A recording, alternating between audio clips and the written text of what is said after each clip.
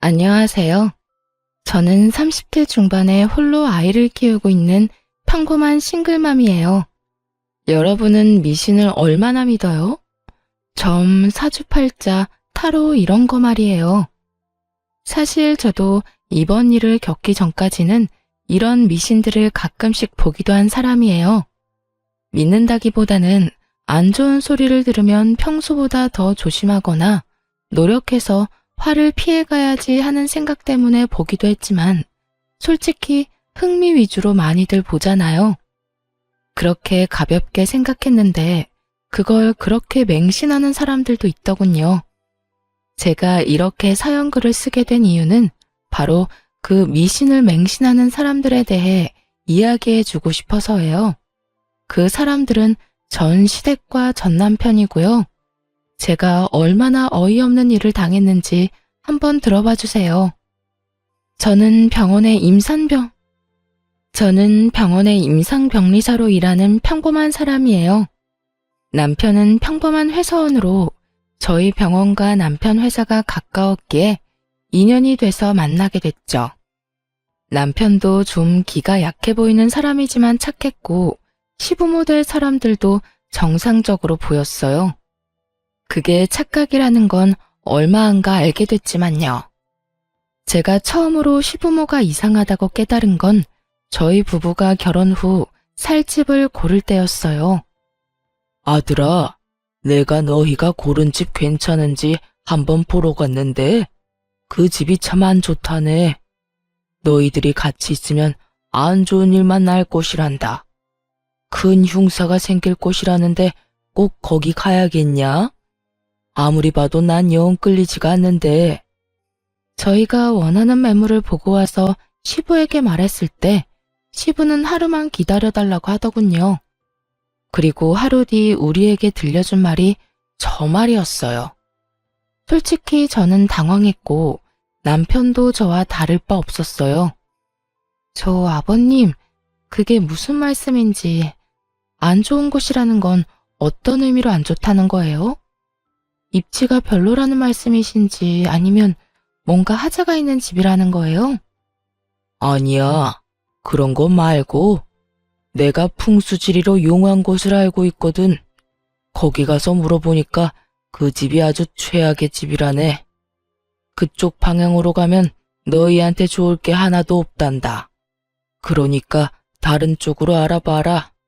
너희가 잘 돼야 우리 가문이 잘 되는 법인데 정 그곳에 가겠다면 우리는 집값 지원 절대로 못 해주니까 그렇게 알고. 설마 풍수지리 때문에 저희한테 지원을 못 해주겠다고 말씀하시는 거예요? 저는 그 말에 뒤통수 한 대 맞은 기분이었어요. 사실 저희 부부가 20대 후반 28이라는 이른 나이에 결혼을 했었거든요. 사회 초년생이 된 지 얼마 되지 않아서 당연히 모아둔 돈이 많지 않으니 어쩔 수 없이 시댁과 친정의 도움을 받을 수밖에 없었어요. 그래서 집을 사려고 할 때 친정에서 1억, 시댁에서 5천을 지원해주기로 했거든요. 그리고 나머지는 저희 대출을 끼고 들어갈 계획이었죠. 수도권이 아니라 집값은 그리 비싸지 않았지만 저희가 워낙 돈이 없었으니 어쩔 수 없이 두 가족의 손을 빌린 거예요. 그런데 갑작스레 시부가 저런 말을 하니 배신감이 느껴질 수밖에요. 게다가 직접 가보고 결정한 것도 아니고 점을 보고 와서 저런 말을 하니 너무 어이없잖아요. 제 표정 관리가 안 되고 있을 때 시부가 그러더군요. 그게 얼마나 중요한지 너희가 아직 어려서 모르는 거야. 모름지기 사람은 좋은 기운을 품고 살아야 하는 법이지. 그래서 내가 풍수지리 잘 아는 사람 데리고 너희 신혼집에 어울릴 만한 집을 찾으러 다녀보고 왔거든. 내가 눈여겨본 곳이 있는데 한번 가보자꾸나. 너희가 고른 집은 풍수지리에도 안 맞고 누가 들어가도 나쁜 터라고 하더라고. 그러니까 길한 곳도 한번 보고 오는 게 좋지 않겠냐. 그래야 너희 생각도 바뀔 거 아니냐. 좋은 의도라는 건 잘 알겠어요. 하나뿐인 아들 내외를 좋은 집에서 누구보다 길한 곳에서 보금자리를 꾸며주고 싶은 그 마음. 정말 솔직히 이런 형태가 아니었다면 고마워서 눈물이 났겠죠. 그런데 이건 좀 아니잖아요. 게다가 시부가 보내준 주소를 보니 눈앞이 캄캄했어요. 직장과는 너무 먼 데다가 지은 지 오래된 집이었거든요. 게다가 찍어준 사진만 봐도 리모델링 비용이 얼마나 나올지 예측이 불가할 만큼 허름했어요. 솔직히 그 사진을 보고 나니 시부가 일부러 점집이나 풍수지리 이야기를 꺼낸 줄 알았어요. 비싼 집 안 보내려고 저러는 거구나 하고. 그렇지만 시부가 그것도 돈도 지원해줄 사람이 가자는데 거절할 사람이 어디 있겠어요? 결국 울며 겨자 먹기로 시부를 따라 나섰죠. 저희 부부는 이후에 다른 곳에 갈 일이 있어서 시부와는 차를 따로 타고 갔어요. 남편 차 타고 가는 길에 순간 그 근처에 살고 있는 친한 간호사가 생각났어요. 몇 년 전 결혼해서 그 동에 산다고 들었거든요. 그래서 동료에게 전화를 걸었어요. 괜찮은지 정보 좀 알아보려고요. 여보세요? 나야. 나 뭐 궁금한 게 있어서 연락했는데 잠깐 통화 돼? 통화 괜찮아. 무슨 일인데 이렇게 전화로? 내일 병원 가서 물어보면 되지. 지금 당장 알아야 하는 일이라서 그렇지. 다른 게 아니고 지금 신혼집 보러 너희 집 근처로 가거든? 폰에 있는 지도로 찾아보니까 딱 너희 집 바로 근처더라고. 그 주소 보내줄 테니까 거기 집 괜찮은지 알려줄래? 아버님이 좋은 길지라고 지금 보러 가는데 네가 동네 사람이니까 잘 알 거 아니야. 외관 사진도 보내줄게. 나도 동네 일 잘 모르는데 일단 주소로 지도 한번 찾아보고. 야, 여기는 좀 그냥 다른 데 찾아보는 게 어때? 급하게 다그치는 동료의 말에 저는 깜짝 놀라 되물었어요. 왜 그래? 뭐가 안 좋아? 너 여기 절대 가지 마. 여기 몇 달 전에 칼부림 있었던 곳이야. 그래서 경찰들이 노란 줄 쳐놓고 못 들어가게 막고 난리도 아니었거든? 내가 동네 아무리 관심이 없어도 그 정도로 소란스러우면 모르는 게 더 이상하지. 어쨌든 완전 재수 옹붙은 집이니까 절대로 가지 마. 네가 우리 집 근처에 오는 거면 나는 좋은데 이 집은 나라면 절대 안 가. 그 이야기를 듣는데 머리가 새하얘지더군요. 제가 무슨 소리를 들었나 싶을 정도로요. 남편에게 이야기를 하려는데 벌써 도착한 상태였고 친구와 연락을 끊고 일단 시부와 함께 그 문제의 집으로 갔어요. 그 집 앞에는 남자가 한 사람 서 있었는데 소개로는 공인중개사라고 하더군요. 그렇게 시부와 함께 저희도 일단 집에 따라 들어갔죠.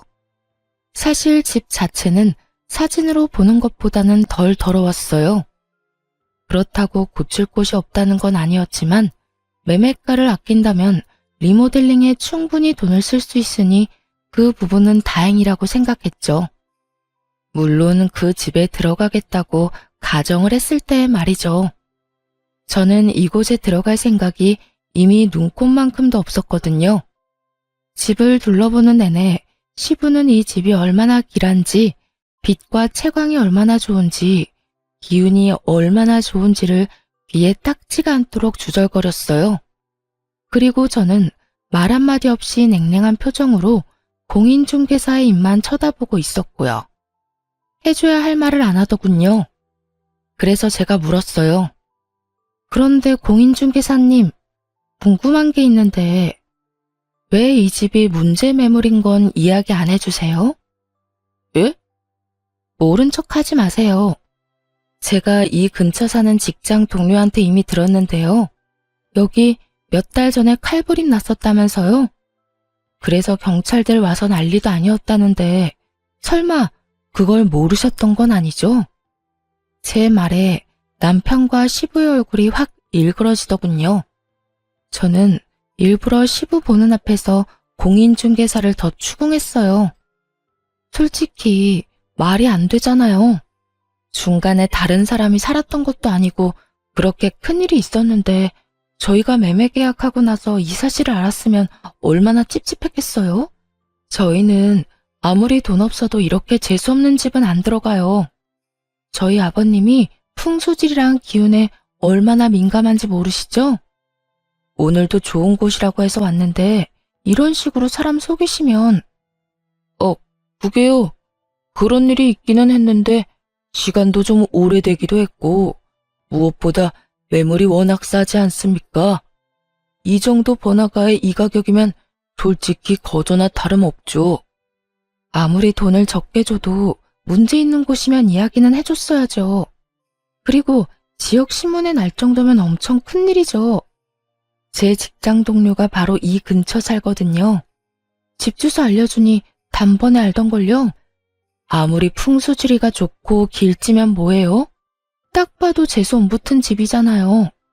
아버님, 저희 이런 집에 들어가게 하실 생각이셨어요? 제가 경악스럽다는 표정으로 묻자 그제서야 시부가 당황하더군요. 언제나 미신을 그렇게 따지면서 우리에게 완전 안 좋은 일이 있었던 집에 들어가라고 강제로 들이민 거나 마찬가지잖아요. 제 물음에 시부가 손을 내저으며 변명하더군요. 그럴 리가 있겠냐? 나는 다 너희 좋은 곳에서 살았으면 해서 그런 거지. 나한테 그런 나쁜 마음 같은 건 없었어. 오해다. 진짜 오해야. 그런데 공인중개사 양반, 진짜 그런 일이 있었던 게 맞습니까? 왜 저번에는 저한테 그런 이야기를 안 해줬어요?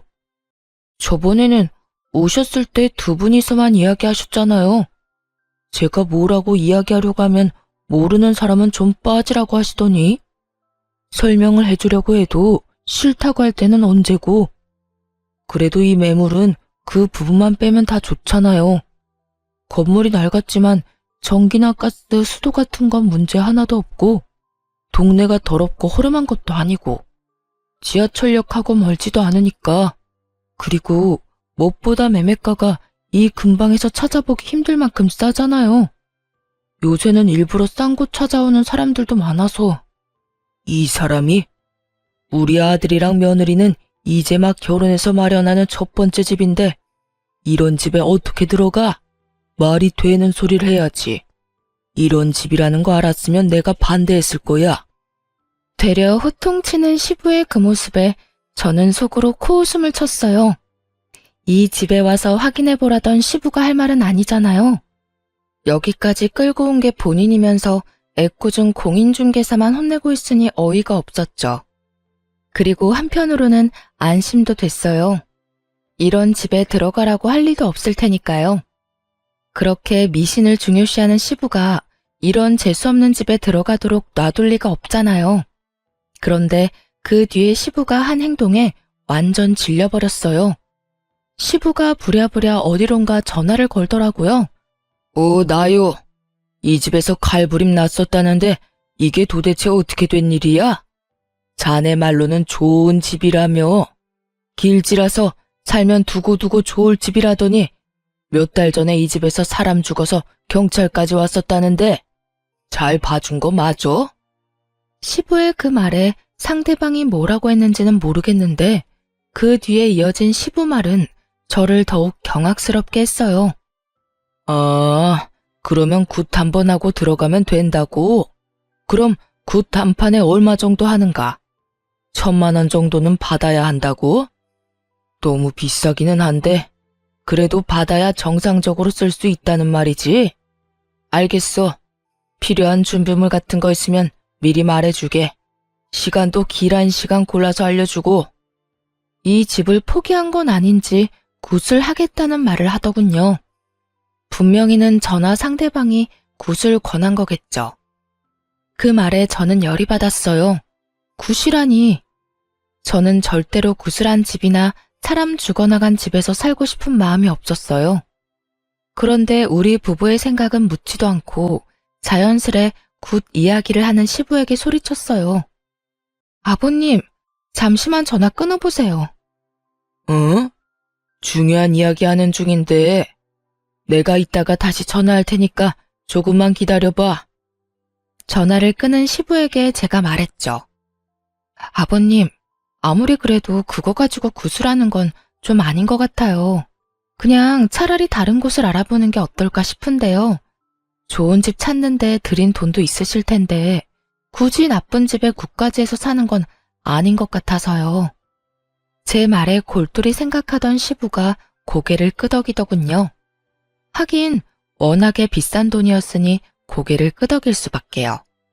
저는 공인중개사를 보며 말했어요. 저희 시아버지께서 기운이 좋은 집을 좋아하세요. 풍수질이나 뭐 이런 것도 좀 보시고요. 근데 공인중개사들이 생각하는 그런 집은 어떤 집일까요? 그거야. 그 집에 살면서 로또에 당첨이 됐거나 원하던 걸 이뤄서 더 큰 집으로 가거나 돈을 많이 모아 더 좋은 곳으로 가는 집이 좋은 집이죠. 그런 집들은 대개가 기운이 좋다고들 하거든요. 그 이야기를 듣자마자 저는 믿져야 본전이라는 생각으로 저희 부부가 처음에 가길 원했던 집의 계약을 맡은 공인중개사에게 스피커폰으로 전화를 걸었어요. 네, 며칠 전에 집 보고 갔던 사람이에요. 그 아파트 말인데요. 혹시 전 주인분이 왜 이사하시려는 건지 알 수 있을까요? 그 집이요?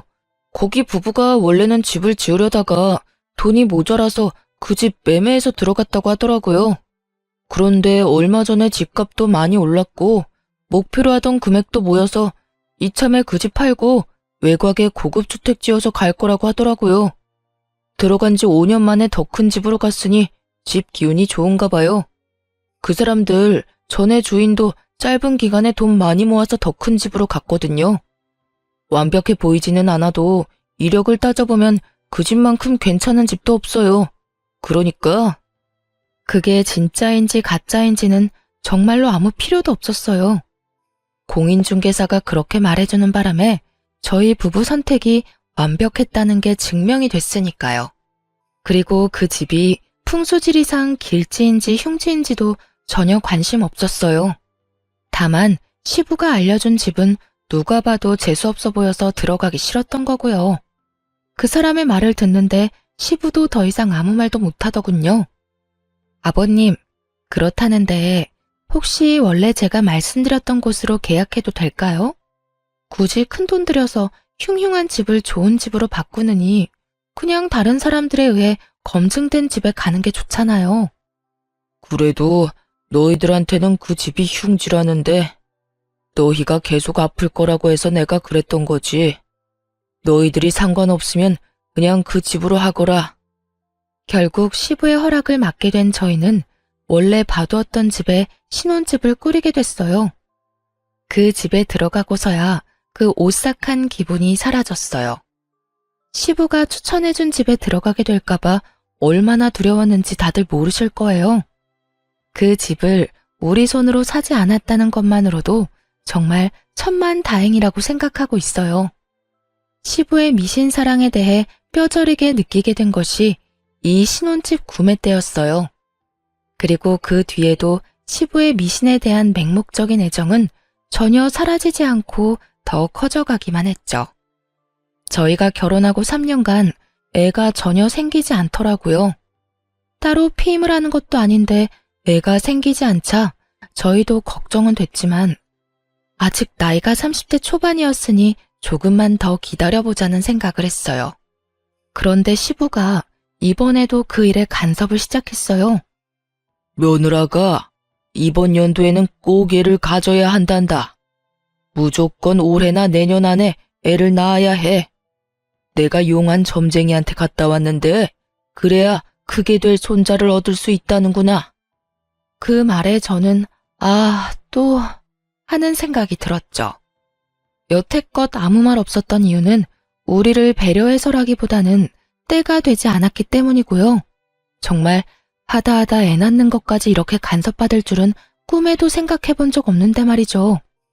그래도 어차피 한 번은 가봤어야 할 난임센터를 시부의 권유로 가게 됐으니 어찌 보면 잘된 일이기는 했죠. 난임으로 판정받기는 했지만 시술로 한 번의 아이를 가지게 됐거든요. 제가 임신했다고 했을 때 가장 좋아했던 사람이 시부였으니 솔직히 그간의 서운한 마음이 아주 조금 덜어지는 기분이었어요. 그러나 시부가 축하의 말을 건넨 뒤에 한 말은 저를 다시 답답하게 만들기에 충분했어요. 내가 나를 받아왔다. 출생택일이야. 애도 이제는 날짜 시간 맞춰서 낳아야 크게 되는 거야. 정말로 잘된 놈은 태어날 때부터 정해지는 거지. 네 출산 예정일에 맞춰서 받아온 날이다. 자, 받아놔라. 거기에는 누군가 휙휙 갈긴 듯한 날짜와 시간이 적혀 있었어요. 그걸 보면서 저는 정신이 아득해지는 기분이 들었죠. 또 미신. 그래도 이번에도 이해하려고 애는 썼어요. 솔직히 저도 애한테 좋다면 뭐든 하고 싶은 마음이니 날짜를 맞출 수만 있으면 맞춰서 낳고 싶다고 생각은 하니까요. 하지만 출산해보신 분들은 알잖아요. 제왕절개가 아닌 이상 그건 맞추기가 엄청 어렵다는 걸요. 저는 나지막히 한숨을 쉬며 시부에게 말했어요. 아버님, 날짜 받아와 주셔서 감사해요. 최대한 이 날짜에 나와보도록 노력할게요. 39주쯤이라 맞추려면 맞출 수도 있을 것 같긴 하네요. 완전 조산이라거나 만삭을 훌쩍 넘은 날짜가 아닌 게 다행이라면 다행이었죠. 그런데 저의 어정쩡한 대답이 마음에 들지 않았는지 시부가 저를 뚫어지게 쳐다보며 강조하더군요. 아가, 이건 선택사항이 아니다. 무조건 이 날짜, 이 시간 안에 낳아야 해. 그래야 나라에 크게 이바지할 인물이 나온다고 했으니 네 선택에 우리 집안 미래가 달렸다는 거다. 아버님, 근데 애가 알고 나오는 것도 아니고 제왕절개 날짜를 잡아놓는다고 해도 그 날짜까지 진통이 안 오면 제왕절개가 가능하겠지만 날짜 전에 진통이 오면 안 될 수도 있어요. 그리고 아이나 저한테 문제가 생기면 더 빨리 아이를 낳을 수도 있고요. 제가 할 수 있다고 장담을 하기에는 변수도 많고. 그런 건 다 기합이야. 늦게 나오면 날짜 맞춰서 제왕절개 하면 되고 일찍 나오면 참으면 되지. 최대한 참아. 날짜 전까지 걷기 운동은 좀 피해. 그거 하면 일찍 나온다는 말이 있으니까. 무슨 애 하나 나오는데 집안의 미래까지 생각해요? 어떤 운명을 타고나든 잘 키우면 될 것을 애를 어떻게 키울지 상의하는 것도 아니고 좋은 날짜 시간만 받으면 노력하지 않아도 큰 사람으로 자랄 거라는 생각 자체가 얼마나 안일한 건지 아무도 지적하지 않더군요. 저는 더 이상 논쟁하고 싶지 않아서 알겠다고 말하고 시댁에서 나왔어요. 그 뒤로 시댁에는 일부러 발걸음을 자주 하지 않았어요. 그 대신 전화는 자주 짧게 했죠. 그래야 우리에게 얼굴 보자고 하지 않을 테니까요. 그렇게 거리를 두는 사이 점점 분만 예정일이 다가오기 시작했어요. 직장의 출산 육아휴직을 위한 대체자를 구하지 못한 터라 38주가 될 때까지 꽉꽉 채워서 일을 했어요. 그리고 39주, 시부가 선택한 출산태기를 하루 앞두고 결국 진통이 시작됐어요. 사실 이슬은 더 일찍 비쳤지만 통증이 없으니 병원에서는 오지 말고 진통 시작하면 오라고 했거든요. 그래서 기다렸던 건데 결국 얼마 지나지 않아 진통이 시작되더라고요. 일단 남편과 병원으로 향하는 내내 애가 잘못되지는 않을까 하는 생각만 했어요. 그리고 처음으로 아이를 낳는 두려움만 가득했죠. 그렇게 병원에 갔더니 문이 많이 열려서 지금이라도 힘을 줘야 한다고 하더군요. 게다가 애가 배 위에서 아래쪽으로 이미 내려오고 있는 상태라 힘을 줘서 빼내는 것만 남았다고 하더군요. 70% 진행된 상태라 무통도 못 맞는다고 하더군요. 출산 태기를 24시간 앞둔 시간이었어요. 저는 날짜 같은 건 생각도 안 났어요. 의사 선생님이 하는 말을 들으며 고개만 끄덕였죠. 비상 상황에 믿을 수 있는 사람은 의사뿐이니까요. 그렇게 모든 준비를 끝내고 진통으로 애를 밀어내고 있는데 남편이 자기 폰을 제 귀에 대어주더군요. 귀에 들리는 건 시부의 목소리였어요. 아가, 좀만 힘내라. 절대로 애를 일찍 낳으면 안 돼. 무조건 시간 끌어야 한다. 지금 낳으면 완전히 우리 집안 쪽박 차는 거야. 내일 낳아야 돼. 시간은 못 맞추더라도 날짜는 내일 날짜로 맞춰야 돼. 죽어있던 배에 힘이 쑥 빠지는 소리였죠. 이 상황에 참으라니.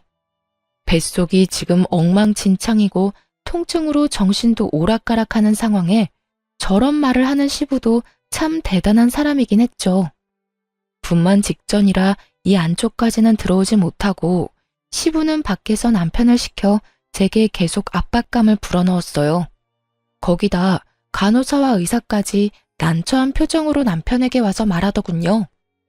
밖에서 보호자분께서 지금 막무가내예요. 나가서 진정 좀 시켜주세요. 지금 제왕절개가 안 될 정도로 자궁문이 많이 열린 상태라 어차피 자연분만 해야 합니다. 밖에서 할아버님이 내일까지 출산을 미뤄달라는데 그러면 아이도 산모도 위험해요. 위험하다고 말씀을 아무리 드려도 안 된다고 난리를 치시는데 저희는 생명을 위험하게 만드는 사람이 아니잖아요. 보호자분이 밖에 나가서 정리 좀 해주셔야 될 것 같은데요. 딱 들어도 의사 화가 많이 난 목소리였죠. 병원에서 일하고 있는 저도 자주 보거든요. 바빠 죽겠는데 진상 환자가 있으면 짜증이 2배가 아니라 10배로 늘어난다는 걸요. 게다가 환자도 아닌 보호자 때문에 환자까지 위험하게 생겼으니 그 위험에 따른 불안감도 한몫할 거고요. 그런데 웃긴 건 남편이 멀뚱하게 서 있던 거였어요. 당신 뭐해? 나 지금 당장 애 낳아야 해. 너무 아프다고. 그치만 아버지가 날짜 꼭 지켜야 한다고 하셨는데. 나 죽어나가도 그 말 할 거야? 네 앞에서 애랑 나랑 둘이 나란히 잘못되는 거 봐야 정신 차릴래? 애한테 무슨 일 생기면 당신네 가문의 미래고 뭐고 아무것도 없을 줄 알아? 저는 다 때려치고 빨리 낳고 싶은 마음뿐이었어요. 게다가 제왕절개를 안 해도 될 정도로 자궁문이 많이 열린 상황이었죠. 제 말에도 남편 놈이 우물쭈물하자 저는 열받아서 의사에게 말했어요. 의사 선생님, 주 보호자 필요 없고 환자인 제가 말할게요. 그리고 보호자 서명 뭐 이런 거 필요하시면 남편 말고 밖에 있는 저희 친정어머니한테 사인 받으시고요. 제 목소리가 밖에 다 들렸는지 시부가 밖에서 고함을 지르더군요. 무슨 소리야? 기다려. 내일 낳아야 된다고 내가 말했지? 어이, 의사 선생.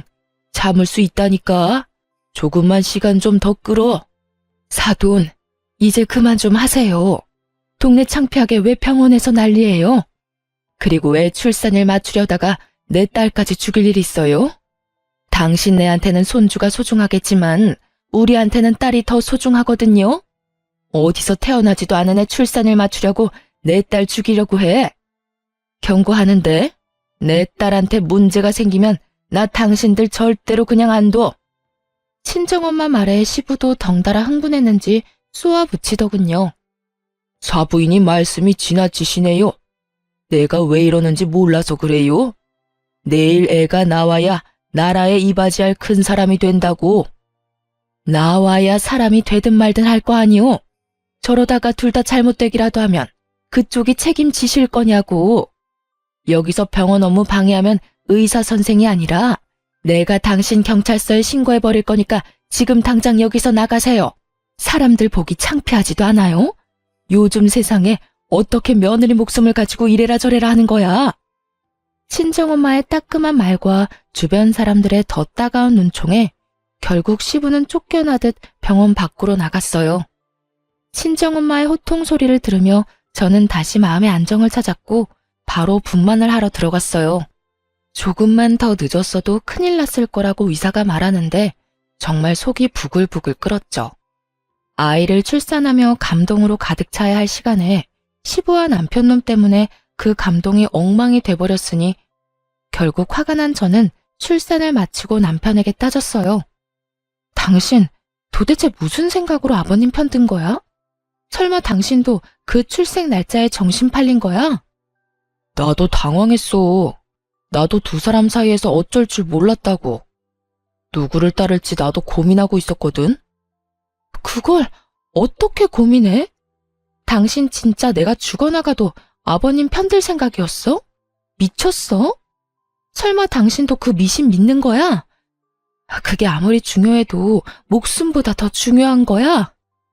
그러니까 미안하다고 지금 사과하잖아. 늦었어. 이제 와서 무슨 사과야? 나 몸조리 친정에서 할 거니까 당분간 만나러 오지 마. 결국 저는 화를 내고 조련 퇴소 후 친정에 몸조리하러 갔어요.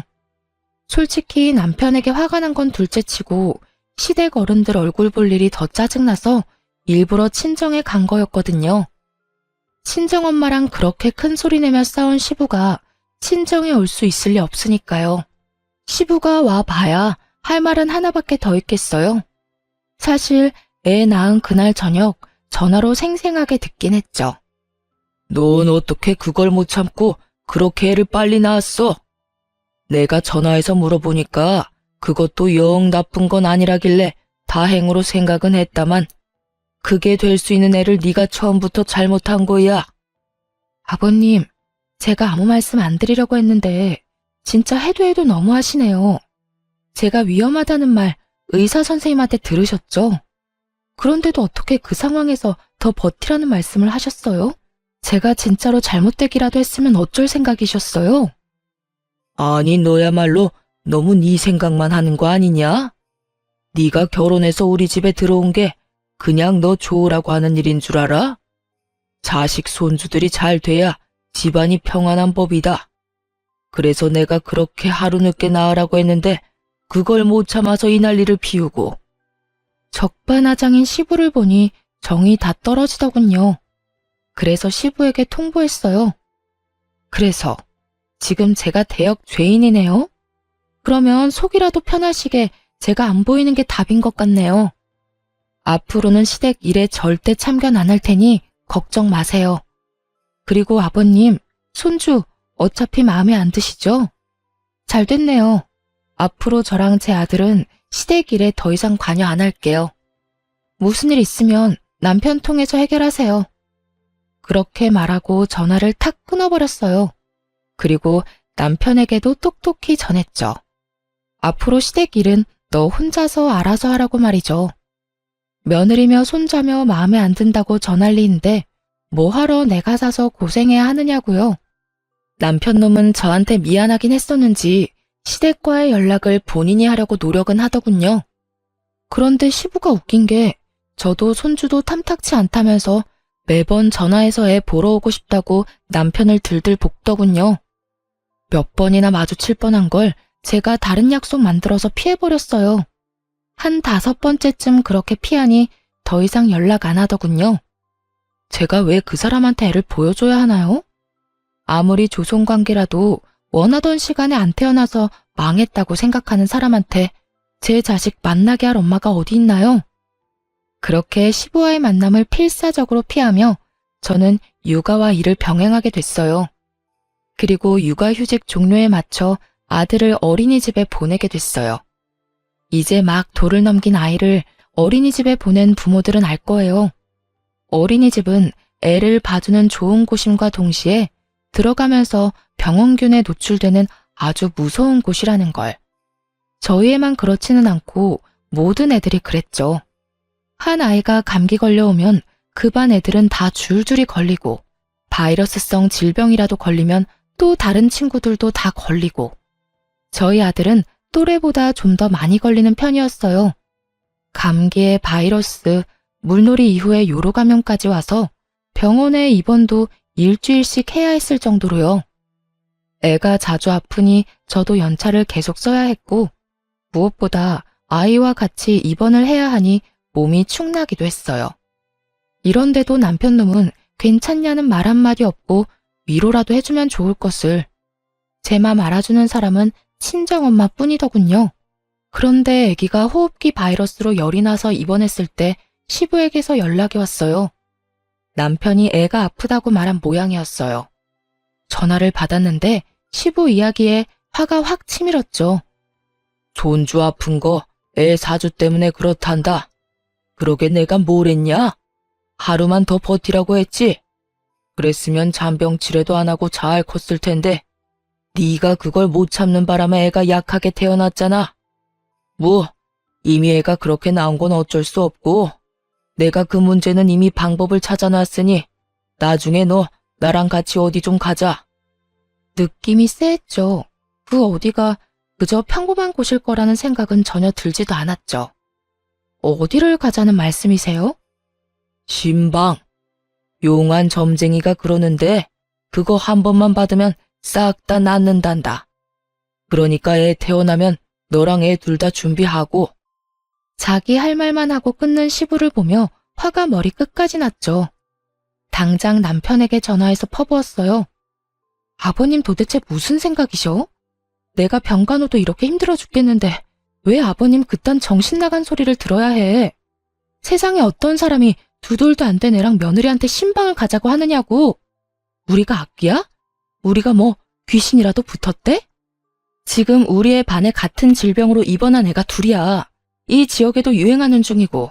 그럼 그 애들도 다 태기를 잘못해서 그런 거냐? 어디서 말도 안 되는 소리를 해. 이런 일은 당신이 중간에서 알아서 끊어줘야지. 나 스트레스 받아서 죽으라고 이러는 거지? 나 말려 죽이려고? 그딴 식으로 말하지 마. 아버지가 나쁜 마음으로 그랬겠어. 아버지도 손주 걱정하시는 거야. 할아버지가 손주 걱정하는 게 도대체 무슨 잘못인 건데? 당신이 이렇게 예민하게 나오니까 나도 아버지도 당신한테 문제가 있다고 생각하는 거지. 그리고 애가 이렇게 자주 아픈데 당신은 뭐라도 해볼 생각은 안 하고. 그래서 내놓은 해결 방법이 점집에 가서 물어보는 거야? 차라리 한의원을 가거나 어린이집을 안 가고 애 봐줄 사람 찾는 게 더 괜찮은 방법 아니야? 하긴 이미 애가 그렇게 타고났다고 생각하는 사람이 그런 걸 해줄 리가 없지. 당신도 반성 좀 해. 애한테 굿하겠다는 말 듣고도 멀쩡한 당신이 더 놀라운 거 알아? 남일이야. 당신의 일이라고. 아버님이 그런다고 당신까지 이러면 내가 어떻게 버텨? 내가 얼마나 스트레스 많이 받는지 당신은 정말 몰라서 그러는 건 아니지? 어쨌든 나 절대로 우리 아들 그런 곳에 못 보내. 그렇게 알고 당장 아버님 멈추도록 만들어. 그것도 못하면 진짜 당신 용서 안 할 거야? 저는 남편에게 쏟아붓고는 아이와 퇴원을 했어요. 그런데 아무리 생각해도 시부가 여기서 포기할 것 같지 않더라고요. 점쟁이가 애를 데려오라고 했다는 거 보면 분명 애도 데려가라고 기를 쓰겠죠. 그 생각하니 온몸이 오싹하더라고요. 분명 집으로 찾아올 것 같아서 애랑 친정으로 갔어요. 설마 여기까지 와서 소란 피우지는 않겠지 싶었는데 웬걸 여기까지 쫓아왔더라고요. 남편이 같이 왔길래 남편이 시부를 말려주려나 싶었는데 두 사람 다 애 내놓으라고 난리더군요. 여보, 나와 이야기 좀 해. 애한테 나쁠 거 하나 없다고. 한 번만 하면 돼. 돈도 아버지가 다 내준다는데 그 정도는 괜찮잖아. 빨리 나와봐. 당신 미쳤어?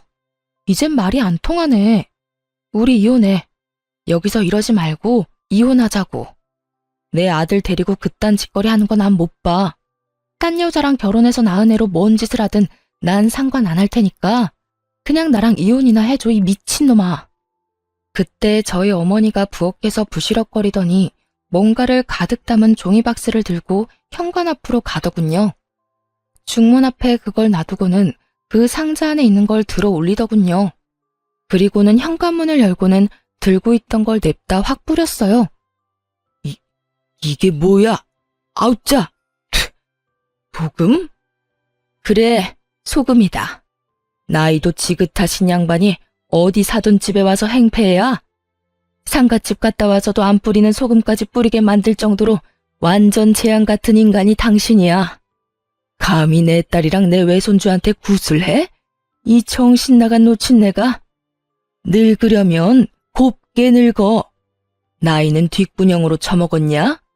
지금 당장 우리 집 앞에서 안 떠나면 소금보다 경찰에 신고해서 잡아가도록 만들 거요. 어디서 사기꾼 같은 놈한테 속아가지고 여기 와서 지랄 연병을 떨어?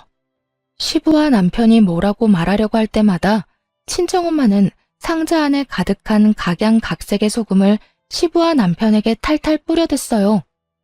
입으로 들어오는 짠맛에 말도 못하고 침만 퇴퇴 뱉는 두 사람에게 친정엄마가 꽥 하고 소리쳤어요. 내 눈에 흙이 들어와도 절대로 내 새끼한테는 국 같은 거 못해. 만약 그딴 짓 하기만 해봐. 내가 콱 죽어서도 당신 옆에 딱 달라붙어서 재수 더럽게 없도록 만들어줄 테니까 썩 꺼져. 결국 시부와 남편 놈은 엄마에게 쫓겨났죠. 그렇잖아도 큰 소리에 옆집에서 경비 아저씨한테 연락을 넣었더라고요. 그 덕분에 무사히 두 사람을 쫓아낼 수 있었죠. 이 일 이후에 저는 남편과 시부에게 완전 실망하고 이혼 절차를 밟았어요. 당연히 이혼 사유가 사유인 만큼 소송은 제게 유리하게 진행됐죠. 위자료의 재산 분할, 아이 친권과 양육권까지 가져왔거든요. 그렇게 남편과의 사이는 법적으로도 사적으로도 완전히 끝났죠. 저는 혼자서 애 키우며 사는 게 두려워 이혼 후 아이가 초등학교 들어가기 전까지 친정에서 친정 부모님과 같이 살았어요. 그런데 이혼하고 몇 달 안 지나서 전 남편이 저를 찾아왔더군요. 정말 만나고 싶지 않았는데 문 앞에서 제발 한 번만 이야기만 들어달라고 해서 전 남편과 이야기를 했어요. 그런데 정말 웃긴 게 뭔지 아세요? 전 남편 놈이 제 눈치를 슬슬 보더니 돈을 좀 빌려달라고 하더군요. 여보, 나 요즘 많이 힘들어. 당신이랑 이혼하면서 낸 위자료도 버거운데 직장도 폐업해서 일자리도 잃었거든. 나 지금 완전 빈털털이야. 지금 전처한테 돈 빌리러 왔어? 당신 도대체 여태껏 뭐하고 살았어? 직장 폐업했으면 다른 직장 빨리 알아봤어야지.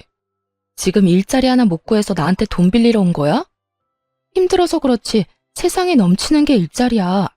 돈 벌려면 뭔 짓인들 못해? 아직 덜 힘드네. 덜 힘든 거야. 그런 거 아니야. 나도 노력은 했지. 아버지도 나한테 계속 안 좋은 일이 생기니까 점쟁이들 찾아서 알아봤지.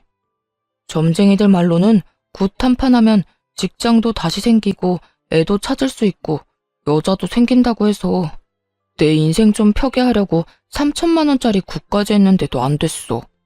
너 지금 그게 노력이라는 거야? 굿하는 게 노력? 야, 이 미친놈아. 차라리 배달이나 노가다를 해. 그래야 돈이라도 생기지. 하긴 당신 생각이야 눈에 훤하지. 아무리 봐도 그런 일은 당신급이랑 안 맞는 것 같아? 이 화상아, 돈 버는데 귀천이 어딨어? 죽고 싶지 않으면 무슨 일이든 해서 돈 벌어야지. 그리고 어떤 인간이 돈이 없는데 3천만 원을 들여서 구슬해? 와, 지금 보니까 내가 이혼을 잘했어. 이런 놈을 남편이라고 믿고 있었다가는 무슨 큰 봉변을 당했을지 상상도 안 가. 그 3천만 원만 아꼈어도 지금쯤 이 꼴은 안 났겠지.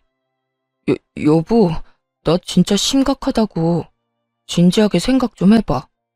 지금 월세 낼 돈도 없어서 허덕이는데 차도 중고로 다 팔아버리고 남은 게 없다고. 눈물을 질질 짜면서 제게 하소연하는 전 남편 놈을 보니 정말 우라통이 터지더군요. 왜 여기 와서 나한테 이야기한들 뭐가 나아지냐고요. 여보라고 부르지도 마. 그래서 굿한 결과가 지금 이거야? 이혼한 전처 찾아와서 돈 빌리는 거? 점쟁이가 그건 안 알려줬나 보네. 내가 돈 절대 안 빌려준다는 거. 그거 알았으면 네가 여기까지 왔겠어? 나도 믿기는 싫었어. 하지만 아버지가 계속 해보라면서 난리잖아. 그렇게 구슬 한 번 했는데도 직장은커녕 면접 보는 족족 다 떨어지니까 그 뒤에 그 점쟁이 찾아갔는데 도망가고 아무도 없더라고. 사기당한 거지. 아버지는 그걸 인정 못하셨고 나도 아버지 제정신으로 돌려보려고 애썼는데 안 되더라고. 용한 곳은 다 돌아보느라 집안의 살림살이도 거덜났어. 아버지 집까지 팔아서 비싼 부적도 사고 굿까지 몇 번을 했는지 정말 아버지가 집 팔았다는 이야기 듣자마자 아버지가 무슨 짓을 했는지 소름이 돋을 정도로 현실적으로 와닿더라고. 당신이라도 정신을 차리고 있었어야지. 미신 같은 거 믿을 생각하지 말고 노력을 했었어야지. 지금도 당신 꼴 좀 봐. 이게 뭐 하는 거야? 그래서 돈 다 잃고 지금 후회 한 사발 들이키면서 전처한테 눈물 콧물 흘리면서 돈 빌려달라는 거 우습지도 않아? 멀쩡한 몸뚱어리 놔두고 쉽게 돈 얻어볼 생각으로 이혼한 전처한테 찾아온 것도 어지간히 뻔뻔하지 않으면 못할 짓이긴 하지. 지금 이럴 시간에 알바라도 해서 돈이나 벌어. 네 자식 키울 양육비는 미루지 마. 제 말에 전 남편은 아무 말도 못하고 입만 앙 다물고 고개만 푹 수그리고 있더군요. 그 꼴 보니 답답해서 소리를 한 번 더 질렀어요. 당장 가서 일하라고. 배달이든 상하차든 공사판을 뛰든 지금 당장 할 수 있는 일을 해서 돈이나 벌어. 그렇게 전 남편은 본전도 못 찾고 돌아가야 했어요. 도대체 저는 왜 찾아온 건지 이해가 안 가더라고요. 저 찾아올 시간에 무슨 일이라도 했으면 이 정도로 허덕이지는 않았겠죠. 나중에야 들은 이야기이긴 한데 시부가 미신을 맹신하며 여기저기 돌아다니면서 쓴 돈만 2억이 넘는다더라고요. 근데 참 웃기죠? 그 돈을 써서 행복과 행운을 찾으려고 할수록 그 사람에게서 행복과 행운은 점점 더 멀어져 간다는 거요. 전 남편도 마찬가지죠. 시부처럼 미신을 믿는 순간부터 순차적으로 가지고 있던 걸 잃게 됐잖아요. 저와의 신뢰, 자식, 직장, 돈까지 몽땅 사라졌죠. 저 아들을 생각했다면 시부에게 동조할 것이 아니라 우리와 함께 했어야죠. 시부 편들다가 결국은 본인 인생 날아가고 시부도 가진 돈 다 털려서 아들에게 의지하며 산다는데 저는 솔직히 지금도 이해 안 가요. 시부가 왜 그렇게 맹목적으로 그런 것들을 믿었는지. 이혼 이후로는 절대 미신에는 눈길도 안 줘요. 그런 거 없어도 사람의 삶이라는 건 순리대로 흘러가는 법인데 중간에서 억지로 꼬려고 할수록 더 복잡해지는 거라고 저 혼자 이 상황을 겪고 그렇게 생각하기로 했어요. 뭐든 적당히가 제일 좋은 것 같아요. 적당하게 하기만 한다면 마음의 부담도 덜 수 있고 불안감도 다스릴 수 있겠죠. 가만히 보면 시부와 전 남편은 그런 불안에서 벗어날 수 없었기 때문에 미신이라는 도구에 의존하게 된 건지도 모르겠네요. 그러니 마음 다잡고 열심히 살 생각이에요. 그래도 전 남편도 자식 새끼 생각은 하는지 양육비만큼은 꼬박꼬박 잘 보내고 있어요. 들어보니 택배 상하차 일을 하고 있다더군요. 하려면 할 수 있는 일인 것을 왜 그때는 깨닫지 못했는지 참 이해가 안 가긴 합니다만 후회는 언제나 늦은 법이고 떠나간 버스는 다시 돌아올 일 없으니 그것도 전 남편이 만든 결과죠. 여러분, 뭐든 적당히가 중요한 것 아시겠죠? 과하면 언제든 문제가 생기는 거라는 걸 저는 이번 이혼으로 깨달았거든요. 제 어이없는 이혼 사연 잘 읽으셨나요? 읽어주신 분들에게 감사한 말씀 전하며 모두 행복한 하루 되세요.